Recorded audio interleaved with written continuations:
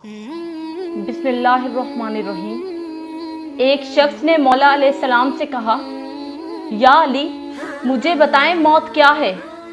मौला अलैहिस्सलाम ने फरमाया, अगर मैं तुझे हकीकत बताऊं मौत क्या है तो तुमने यकीन नहीं करना।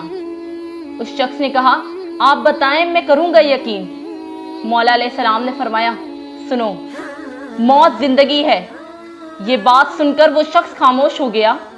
फिर उसने कहा, ये कैसे हो सकता है, इंसान की मौत इंसान की जिंदगी हो। मौला अलैहिस्सलाम ने फरमाया, अच्छा मुझे बता, जब तुम पैदा हुए थे किस हालत में थे। उस शख्स ने कहा, मैं तो क्या, हर इंसान जब पैदा होता है रो रहा होता है। मौला अलैहिस्सलाम ने फरमाया, वो रो रहा इसलिए होता है क्योंकि जब वो अपनी माँ के पेट में होता है उसको लगता है वही उसकी ज़िंदगी है, और जब वो दुनिया में आता है तो उसे लगता है जैसे उसकी मौत होने लगी है, इसीलिए वो रोता है।